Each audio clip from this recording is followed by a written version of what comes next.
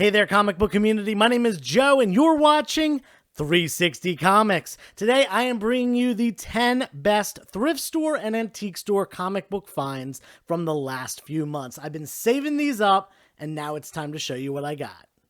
As of right now, we're about 80 subscribers away from our goal of 2,000, at which point we'll be giving away this book right here, Secret Wars #1. All you have to do is subscribe to the channel, give this video a thumbs up for a like, and leave a comment down below, and that gives you one entry to the giveaway. Check out our other videos from the months of May, June, and July. Like those videos and leave a comment on them for additional entries. Anytime I'm driving somewhere, if I see a sign for an antique store or a thrift shop, I'm going to definitely stop in if I have a free minute. And just like I do at yard sales and flea markets, I always make sure to ask, even if I don't see any comics. And that is actually the story about this book right here. We've got X-Men number 239, the second appearance and first cover appearance of Mr. Sinister. Basically what happened was I went into a thrift store. I did not see any comic books off the bat, but I asked, and guess what? I just happened to ask the right employee because he said, "Oh, I was just on break and I saw a pile in the back. Let me get them for you." So I go and wait with him near the back. A couple minutes later, he brings them out. It's a box of mostly junk, a lot of 80s stuff that was like really torn up, and early 90s stuff that had massive print runs. But in there was this pretty sharp copy of X-Men 239. Was very happy about that, and guess what? They have a policy. All comic books are just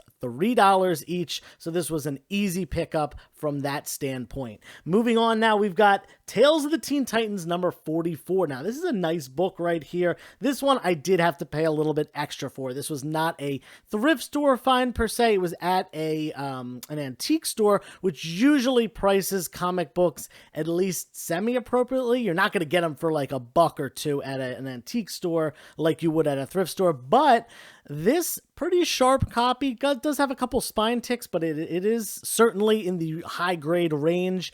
Was only $40. I'm not sure if they like looked up the last sale and it was a lower grade copy that sold, but yeah, $40. I will always buy this book for $40 if it is a nicer copy like this one is. I am currently on the search for a 9/8. I used to have one years ago. I sold it. I really want to replace that. This is not going to replace that, but I'm still happy to get it for such a good deal. This next one, again, a thrift store, and just $1 here. Blade #1 from 1998 came out around the same time as the movie. There also is a cover of this that it's a variant cover.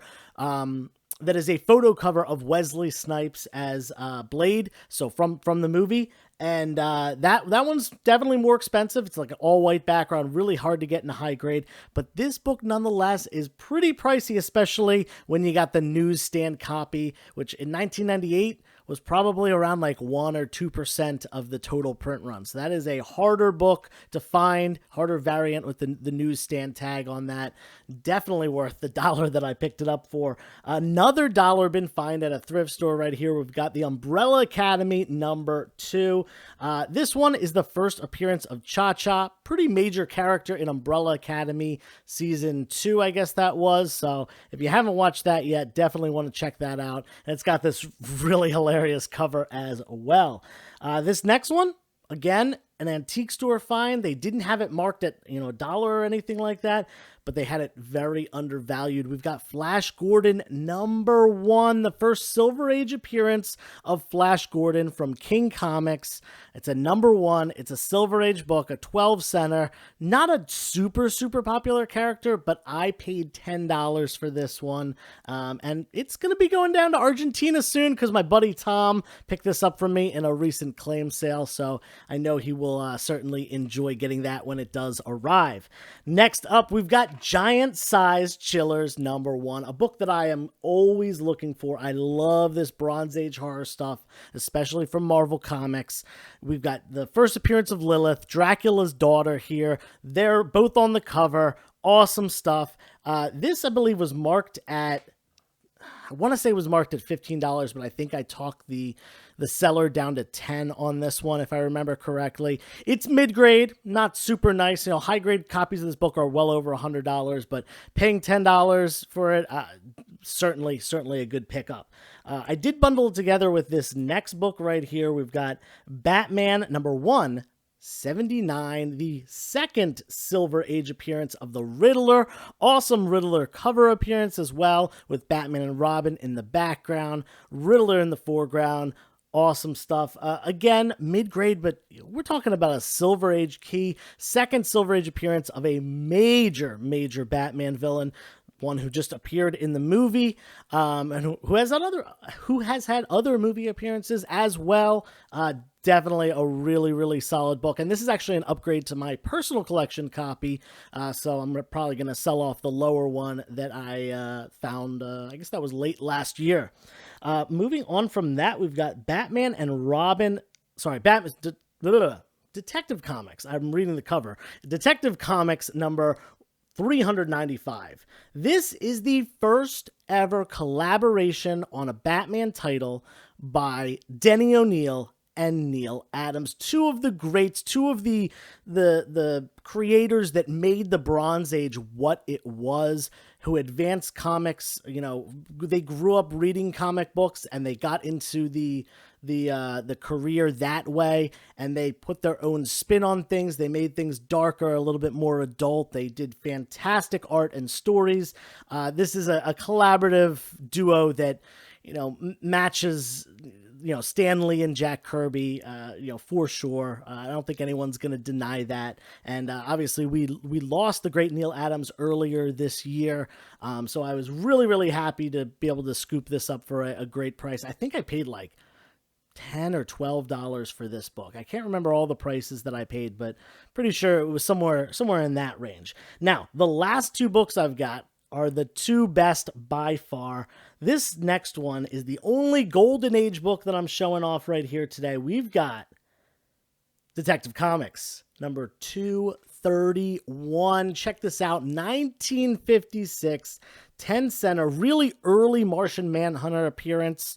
I believe his first appearance was 125. So this is only 6 issues later. Not sure how many appearances he had in between that first appearance and this one, but it's probably a fourth or fifth appearance of Martian Manhunter.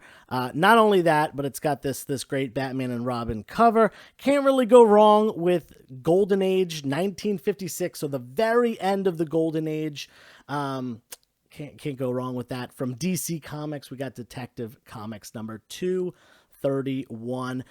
There is a strip out of the back that is missing. Basically, the bottom of the back cover, the bottom like inch or inch and a half, was cut off.